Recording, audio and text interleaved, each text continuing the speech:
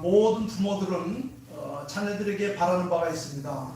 또 스승은 또 제자들에게 바라는 바가 있고, 예를 들어서 부대를 운영하는 지휘관은 또 부하들에게 바라는 바가 있습니다. 이 조직사회에서 사람이 더불어 함께 사는 사회에서는 서로가 서로에게 바라는 바, 요구들이 있죠. 마찬가지로 우리가 믿는 하나님께서도 내신 그 인생들에게 끝없는 요구를 갖고 계신다는 것을 우리는 잊혀서는 안 됩니다. 부모가 자식들이 잘 되기를 바라는 것처럼 하나님께서도 하나님의 백성들이 잘 되기를 바라는데, 그 잘 되는 방법 가운데 가장 큰 게 뭐냐면 믿음이라는 겁니다. 하나님께서 우리 모두에게 요구하시는 것, 간단하게 말하면 믿음이에요. 믿음. 그렇게 큰 것이 아닙니다. 어떤 그 인위적인 수고를 요구하는 것이 아니라, 하나님께서 우리에게 요구하시는 것은 하나님의 살아계심과 하나님께서 복주심과 하나님이 함께하면 너희들의 삶이 능치 못함이 없을 것이다 라고 하는 이런 믿음을 우리에게 요구하고 있는 겁니다. 그래서 하나님께서는 언제나 우리가 현재보다 더 아름다운 믿음, 더 강한 믿음, 더 큰 믿음을 갖기를 원하고 계신 거예요. 그래서 히브리서 11장에 보게 되면 이런 말이 있어요. 히브리서 기자가 말하기를 믿음이 없이는 기쁘시게 못하나니 하나님께 나아가는 자는 반드시 그 하나님이 계신 것과 또한 그 하나님께서 자기를 찾는 자들에게 상 주시는 이심을 믿어야 할지니라. 신앙생활을 하는 데서 믿음이 제일 중요합니다. 그래서 교회 나온 성도들을 가리켜서 뭐라고 그러죠? 신자라고 합니다. 신자, 믿는 자들. 뭘 믿습니까? 하나님의 살아계심을 믿고, 하나님 우리와 함께 하심을 믿고, 하나님께서 우리에게 복 주심을 믿고, 또 영원한 처소를 예비하고 우리를 기다리고 있음을 믿는 이 믿음, 더 확실한 믿음, 더 분명한 믿음, 더 크고 강한 믿음을 소유한 자, 그것이 어떻게 보면 우리 믿는 자에게 최고의 복이라고 말할 수 있어요. 믿음이 연약해서 무너지는 자가 아니라 믿음이 강해서 어떤 환경과 여건 속에서 그 극복해 나갈 수 있는 강인한 신앙.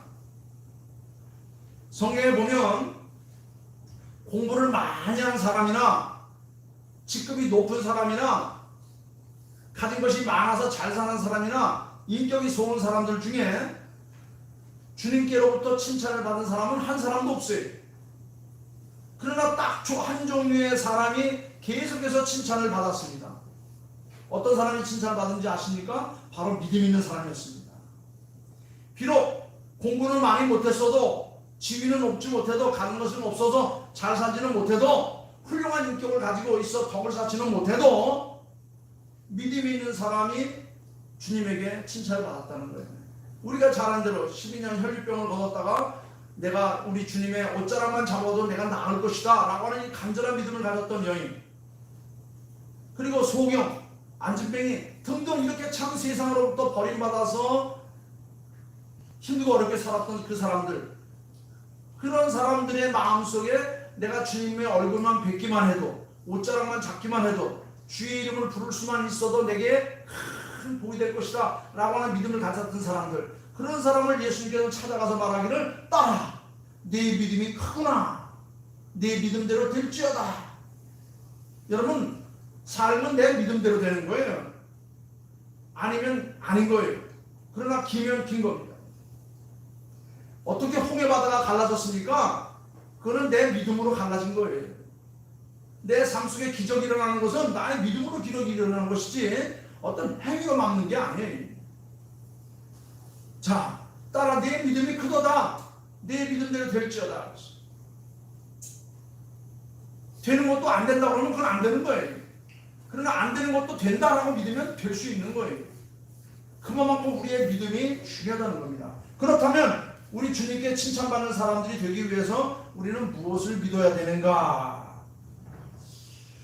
우리나라는 짧은 시간 내에 경제 부흥을 일으키고 민주화를 일으키고 온 국민들이 이렇게 단합해서 부강한 나라가 되었어요. 그러다 보니까 시행착오도 있고 여러 가지 많은 삐끄덕거리는 것도 많이 있습니다. 우리는 짧은 시간 내에 민주화를 이루어서 법 개정이 아주 수시로 이루어졌어요. 유럽보다는 우리가 200년이 뒤졌고 일본보다는 100년이 뒤졌어요. 그래도 우리나라는 지금 미국, 유럽의 열강과 어깨를 나란히 하는 그런 위치에 섰습니다. 얼마 전까지만 해도 일본을 우리는 특별한 나라로 보았지만 이제는 일본을 특별한 나라로 보지 않아요. 그냥 보통 국가입니다. 그래서 지금 우리나라는 변화와 개혁을 위해서 법을 고쳐야 한다는지 제도를 고쳐야 한다는 등등 이야기들을 많이 하고 있습니다. 물론 다 맞는 이야기입니다. 그러나 우리는 하나님 예수 그리스도가 이 땅에 오셨다고 하는 것을 우리가 눈여겨봐야 되는 거예요. 여러분, 법을 고치는 게 중요합니다. 제도를 바꾸는 것도 중요합니다. 그러나 아무리 법을 잘 고치고 조직을 새롭게 하고 제도를 고쳤다 해도 그 법과 제도와 조직을 운영하는 사람이 고쳐지지 못하면 아무 소용이 없는 거예요. 중요한 것은 그 법을 만들고 제도화를 구축하고 조직을 이끌어가는 그 사람, 그것을 운영하는 사람들이 바뀌지 않으면 아무런 소용이 없는 겁니다. 결국 사람이 문제죠. 사람이 달라져야 되는 거예요. 그렇다면 사람이 달라지는 것이 무엇인가? 사람이 달라지는 것은 사람을 살리는 길, 사람을 변화시키는 길, 사람을 개혁하는 길, 사람이 영원한 가치 체계를 깨닫는 것, 이게 가장 중요해요. 사람이 변하지 않으면 아무리 사회가 바뀌고 아무리 법을 만들었어도 아무 소용이 없어요. 중요한 것은 그 만들어진 법과 제도와 조직 사회에서 어떻게 사람이 그것을 운영해 가느냐.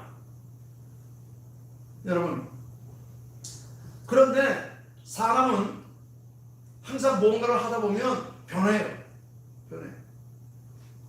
처음 그 마음 가지고 초지일관하면 좋은데 시간이 가고 세월이 가면 오랜 세월 하다 보니까 그게 익숙해져요. 숙달이 됩니다. 익숙해집니다. 그 다음에 뭐가 붙어요? 타성이 붙어요. 타성이 붙으면 요령이 생겨가지고 그 다음부터는 초심만큼 열심을 내지 않아요. 그러다 보니까 게으르고 나태하고 축축 처져서 결국은 옛날 그 상태로 돌아가 버리면 안 겁니다.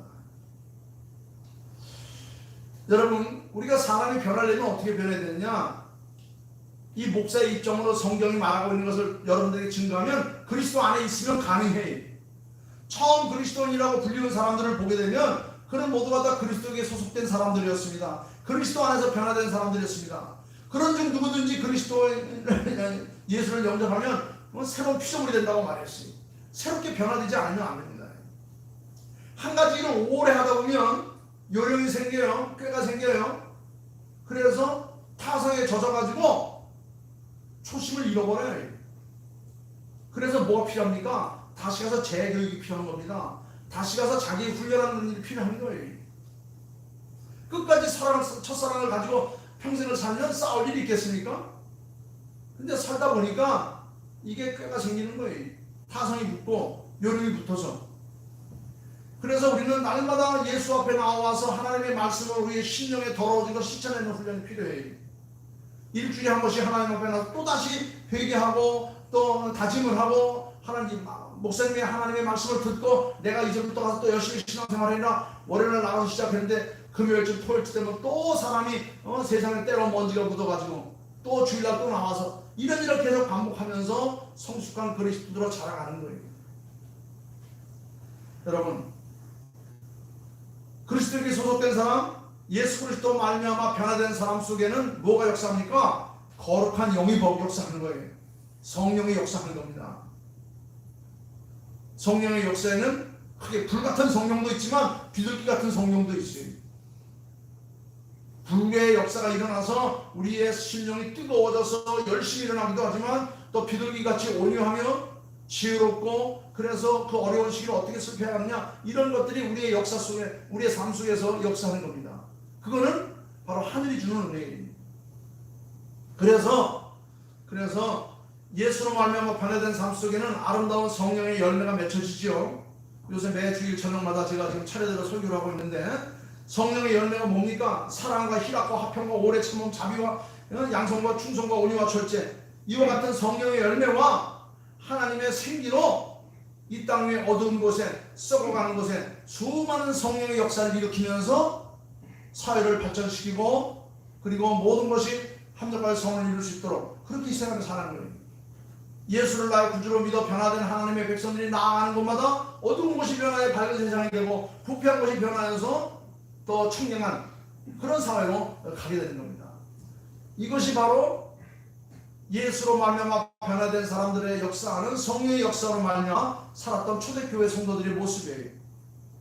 여러분, 우리에게도 예수의 영이 역사하시면 우리에게도 지금 사랑과 희락과 화평과 오래 참음 자비 양성 충성 온유 절제 끝없는 그런 신선함이 우리의 삶 속에 쏟아져 나올 겁니다. 끝없는 능력이 우리의 삶 속에 폭포수처럼 쏟아져 나오는 거예요. 그래서 우리는 잊어버릴 만하면 주 앞에 나와서 또 회개하고 자복하는 겁니다. 우리의 죄가 진홍 같을지라도 주님 앞에 나와 자복하면 다 눈과 같이 휘어진다고 그랬어요. 너희의 죄가 아무리 많다 할지라도 주께서 거룩한 사랑 우리의 죄를 다 덮어 없애버리겠다고 말했습니다.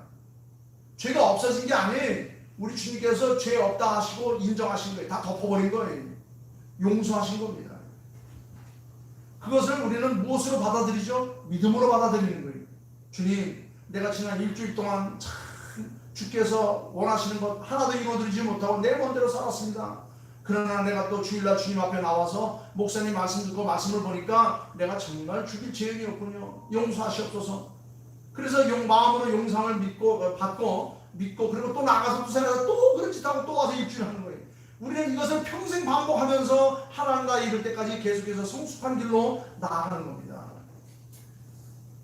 저는 목사들이 수도 없이 많고 종류도 많고 배운 광도 많지 있지만 저는 항상 주일 설교 끝나고 나면 다음 주일 설교를 뭘 해야 되나, 이게 아마 모든 목사들이 아마 숙제될 거예요. 주님, 이번 주에는 뭘 설교해야 되죠? 그때 내 마음 가운데 바랍니다. 평생 성경을 봤으니까 어느 성경 어느 정도인지 다 거의 다 알아요. 정확하게 모르지만 성경을 펼치면 이 말씀이 어디 있고 이 말씀은 어떻게 우리에게 적용되어야 되는 가 다 압니다. 그런데 설교는 어떻게 되느냐? 저는 항상 그래요.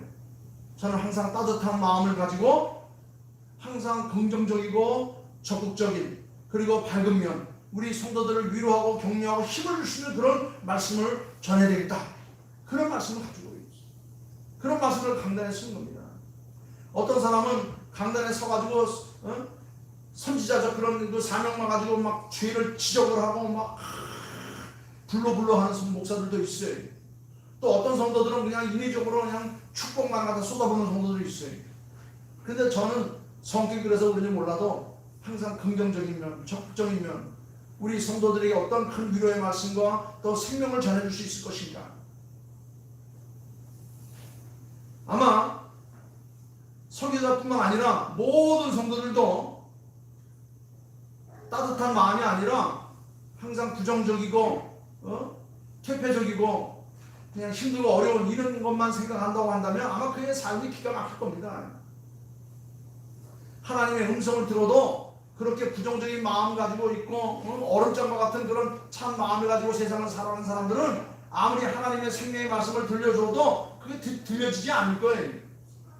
그러므로 우리에게 중요한 것은 뭐냐면 지속적으로 내 마음에 항상 따뜻한 마음, 그리고 온유한 마음, 그리고 긍정적이고 적극적인 삶의 자세, 내가 아무리 힘들어도 여기서 일어날 수 있다고 하는 이런 소망과 희망을 가지고 있는 그런 사람이 되어야, 그래야 우리가 건강한 삶으로 살아갈 수가 있는 겁니다. 물론 사람마다 자기 분위기가 있어요. 자기 그런 환경과 여건이 있기 때문에 어떤 사람은 늘 입만 열면 그냥 안 된다고 불평하고 투덜거리는 사람도 있어요. 그래서 우리는 처음 사람을 만나면 한 20-30분만 얘기해보면 금방 그 사람의 분위기를 알 수가 있습니다. 어떤 사람은 얼음장같이 차가운 사람이 있어요. 아주 냉정한 사람이 있습니다. 정말 힘들지요. 어떤 사람은 참 나를 따뜻하게 해주고 나를 붙들어주고 안아주는 그런 사람이 있습니다.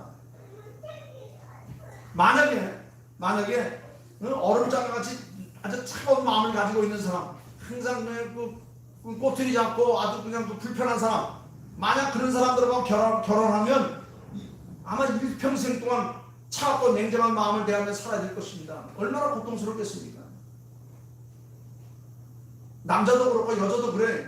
자녀이 자기 분위기를 갖는다는 일 매우 중요한 일이지만 더욱 중요한 것은 그것이 어떤 분위기인가 하는 것을 깨닫고 그것을 고쳐갈 수 있는 그런 상황이 굉장히 중요해요. 내가 어떤가? 나는 어떤 성격의 소유자인가? 그것을 알려면 어떻게 됩니까? 상대하고 대화를 해보고 책을 읽어보고 특별히 우리 믿는 사람들은 하나님의 말씀을 읽어서 그 말씀으로 자기 자신을 비추어서 늘 하나님 앞에 기도하는 사람을 살아가게 되면 아주 얼음장같이 차가운 사람도 따뜻한 온기를 가진 그런 사람으로 변해갈 수가 있어요. 왜냐하면 성령 하나님의 영은 항상 우리에게 따뜻함을 주기 때문에 그런 거예요. 그러기 위해서 우리는 또 훈련이 또 필요해. 노력이 필요합니다.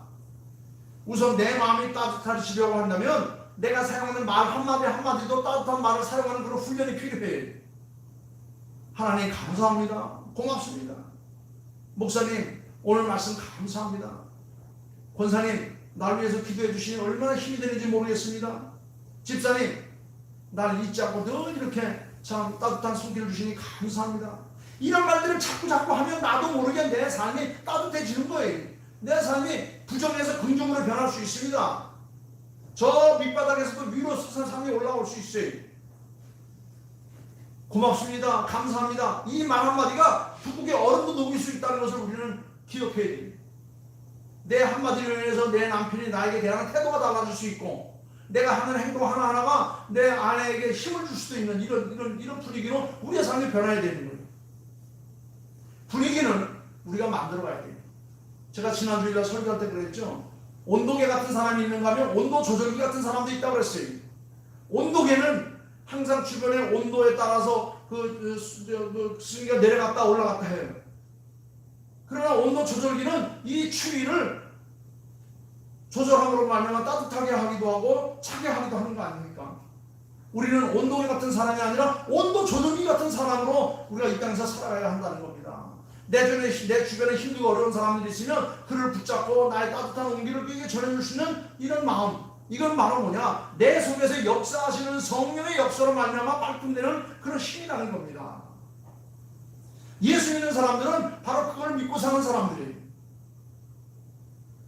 그런데 문제는 우리가 아무리 그런 좋은 설교를 듣고 말을 많이 한다 할지라도 내 속에서 그것이 역사하지 않아서 나는 그렇게 하지 않았는데 자꾸 상대방에게 가시돋친 말을 자꾸 하게 되지요. 남편이 아내를 볼 때도 어이 야 옆편네 등등 이런 말들을 해서 분위기를 확 깨고 또 분위기를 뒤집어 놓아서 또 상대방의 그 고운 마음을 확 상처를 내는 그런 경우들이 있어요. 그래서 우리는 끊임없이 어떻게 됩니까? 끊임없이 자기를 죽이는 훈련 가운데 성숙해 가는 거예요. 그러다 완전히 되면 그때쯤 이제 졸업할 때가 좀 되는 거죠. 그렇죠? 그때쯤 되면 졸업할 때가 돼. 나이 먹으면서 든다고 그랬죠? 30대, 40대 잘 몰라요. 50대도 몰라요. 한 60 넘어가면 그때 인간이 철이 듭니다. 사람이 죽고 사는 것 어디 있습니까? 바로 입에 있어요. 입에. 사람이 죽고 사는 권세가 입에 있다고 말했습니다. 그래서 내 입에서 나오는 말이 얼마나 중요한지 모릅니다. 성경에 보면 혀를 길들일 수 있는 사람, 작은 불씨가 집을 홀라당 다 태우듯이 내 셋지혀가 내 인생을 홀라당 다 태울 경우가 많다고 그랬습니다. 여러분, 우리는 하나님의 권능에 붙잡혀야 합니다. 예수의 영에 사로잡혀야 됩니다. 예수님은 이 땅에 오셔서 33년 사시고 3년 반 동안 우리에게 말씀을 주셨지만 예수님이 주신 말씀 한마디 한마디도 사람을 병들게 하거나 죽게 하거나 힘들게 하는 말씀이 없어요. 서로 사랑하라. 내가 너희를 사랑하지 서로 사랑하면 너희가 나의 제자인 줄 알리라. 하나님은 사랑이라. 사랑은 하나님께로부터 와서 우리에게 열매를 맺고 많은 사람이 퍼져간다. 그래서 예수 믿는 사람들이 가게 되면 그 주변이 변화되는 거예요. 온도 조절기가 가면서 차가운 그 온도 분위기를 다 높여줄 수 있는 겁니다. 여러분, 이제 우리는 하나님의 권능에 붙잡혀야 됩니다. 그래야 내 입술도 조절할 수 있어요. 내 삶도 주장할 수가 있는 겁니다. 그래서 항상 우리는 하나님의 사람을 만날 때마다 내 심령이 낙심될 때마다 어떻게 기도해야 돼요? 하나님, 내 혀를 주장하여 주시옵소서. 내 혀를 붙들어 주시옵소서. 내가 혹시 내 상대방에게 상처를 매기지 않았습니까? 믿는 사람들의 그 힘은 어디서 옵니까? 기도에서 오는 거죠. 그 기도는 하나님이 들으시고 우리의 부족함을 채우시는 통로예요. 우리 인생은 가만두면 강팍해질 수밖에 없어요. 일주일 전에 목욕탕에 갔다 왔다고 해서 지금 때가 안 납니까? 또 가서 목욕탕에서 때 불려서 밀면 때가 또 나와요. 남마다의 삶 속에 우리가 알지 못하는데 먼지들이 우리의 삶 속에 쓰이는 겁니다. 지지난 주간에 제초제 뿌렸어요. 예초기 돌렸어요. 비 오고 나니까 그냥 얼마나 또 싹이 올라는지. 제가 무슨 뭐 씨를 뿌렸습니까? 뭐 거름을 줬습니까? 근데 지들이 자란 거예요. 마찬가지입니다. 우리의 심령에 나도 모르는 사이에 악한 영이 그런 좋지 못한 것을 뿌려서 자라게 하는 겁니다. 그것을 우리가 제어하기 위해서 날마다 자기를 다지는 그런 훈련이 필요한 거예요. 오늘 우리가 함께 읽은 이 본문 말씀 보면 예수님의 제자들에게 저 세상 사람은 나를 누구라 하느냐 물어봤어요. 그 다음에 그러면 너희는 나를 누구라 하느냐 이렇게 물어봤습니다. 여러분, 예수님께서 지금 오셔서 나한테 너희는 나를 누구라고 하느냐라고 물어보실 때 뭐라고 대답하겠어요? 여러분은 예수님을 뭐라고 대답하겠어요? 저는 예수는 나의 구원자다, 나의 영적 해방자다, 내게 영원한 천국이 있다는 것을 가르쳐준 나의 주님이다. 만약에 우리 인생이 이 땅에서 60, 70년, 7, 80년 살다 끝난다고 하면 굉장히 억울할 것 같아요. 누구는 부잣집의 아들로 태어나서 호의호식하며 마음껏 누리며 살다가 죽고, 누구는 가난한 농부의 아들로 태어나서 평생 땅이나 일고 지게나 짓다 죽었다고 한다면 얼마나 억울하겠습니까? 하나님이 계시냐? 그렇다면 왜 이렇게 불공하냐 할 겁니다. 그런데 우리의 믿음은 그 불공평을 다 깨트려 버립니다. 내가 이 땅에서 7, 80년 고생한 다음에 영원한 천국의 삶으로 보상받을 것이다. 이것이 나의 믿음이 되면 살만한 가치가 있는 거예요.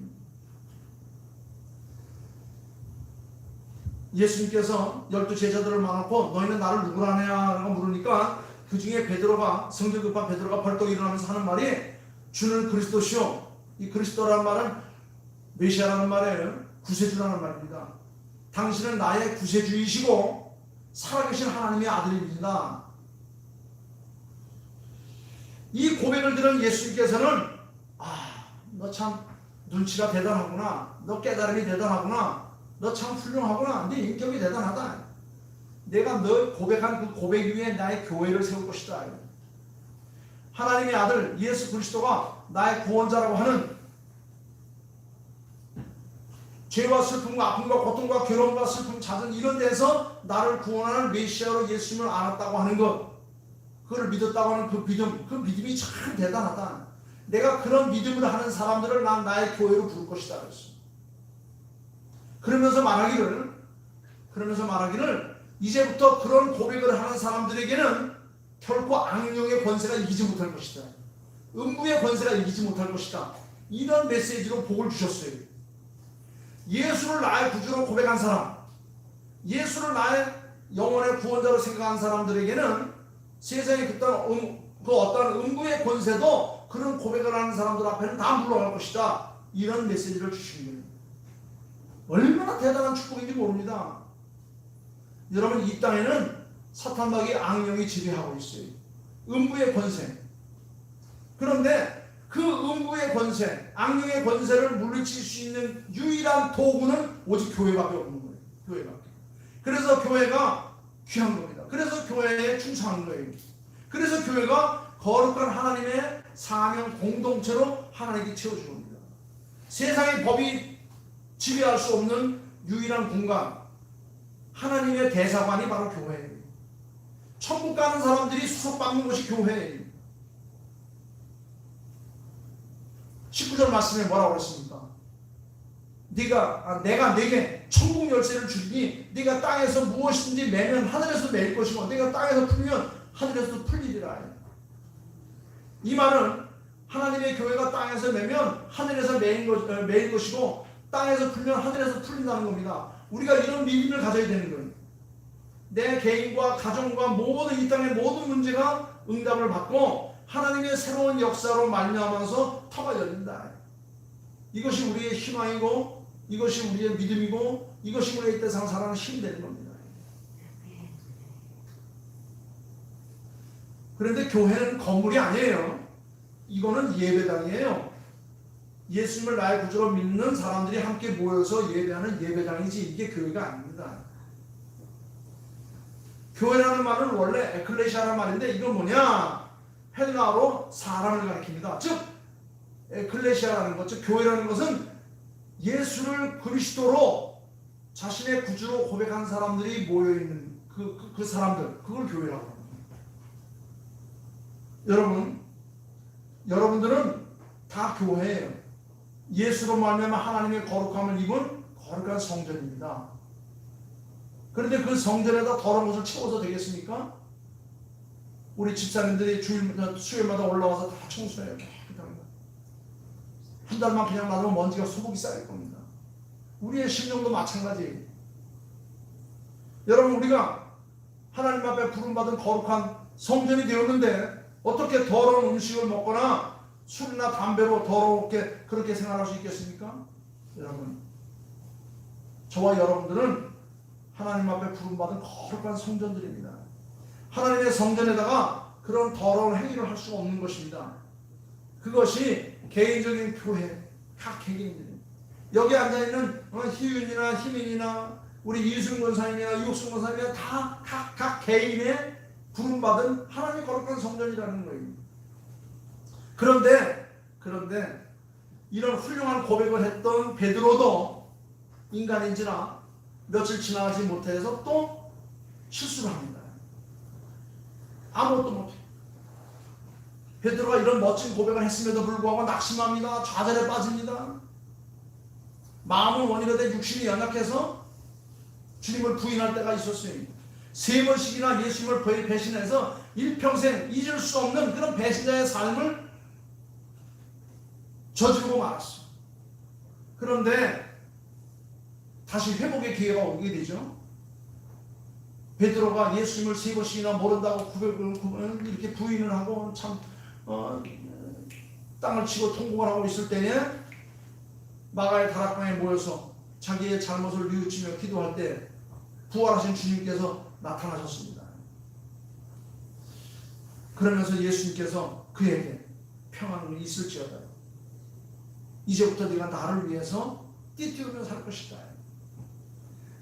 오순절 거룩한 영이 그의 삶 속에 확 쏟아지면서 새로운 믿음이 생겼어요.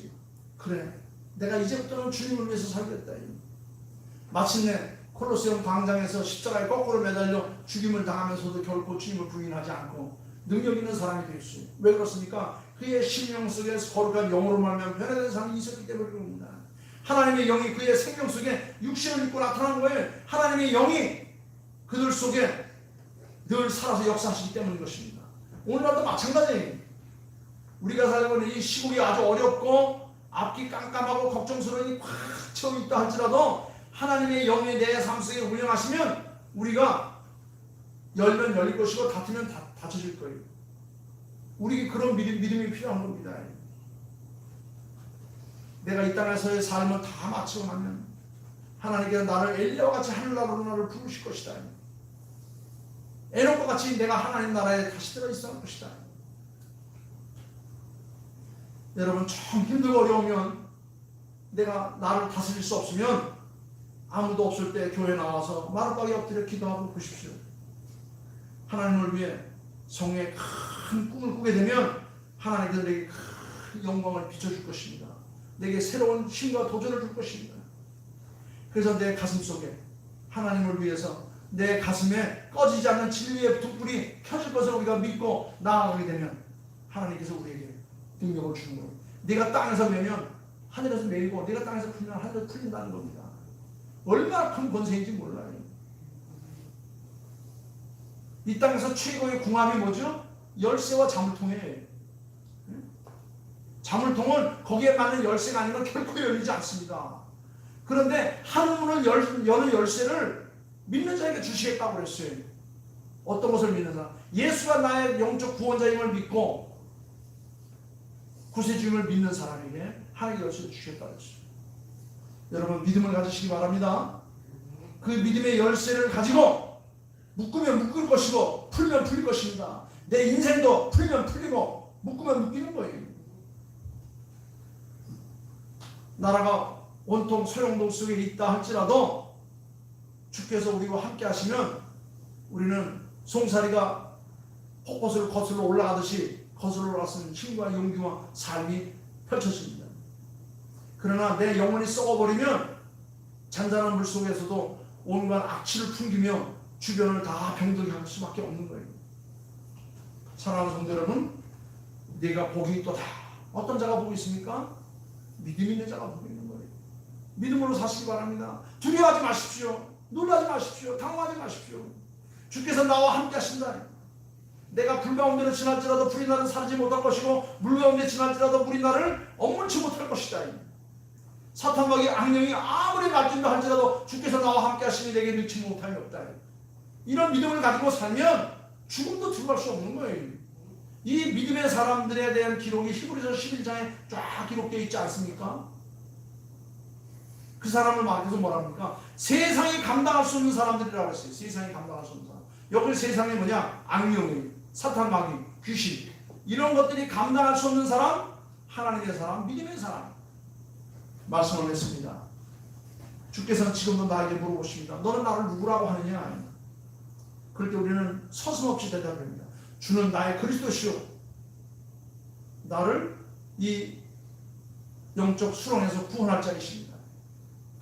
나의 살아계신 하나님이십니다. 이런 대답이 주님 앞에 드려질 때, 그렇게 할 때 주께서 말하기를 네가 복이 있다. 내가 천국 열쇠를 네게 주리라. 이것으로 열면 천국문이 네 앞에 확 열릴 것이다. 이런 믿음을 가지고 또 한 주간 승리할 수 있기를 주님의 이름으로 축원합니다. 기도하겠습니다. 아버지 하나님, 주는 그리스도시요 살아계신 하나님의 아들이십니다. 이렇게 대답하니까 예수님께서 참 내가 복이 있구나. 내 믿음이 크도다. 내가 이제 천국 열쇠를 네게 주리라. 아버지, 우리 모두가 다 천국 열쇠를 받은 자들입니다. 이제 이 천국 열쇠를 가지고 나의 천국을 열고 들어갈 수 있는 믿음의 사람들 다 되게 하셨사오니 결코 세상에 지지 않게 하시고 담대하게 믿음으로 승리하며 끝까지 갈 수 있도록 도와주시옵소서. 감사하며 내게 천국 열쇠를 주신 우리 주 예수 그리스도를 받도록 기도하옵나이다. 아멘. 아멘.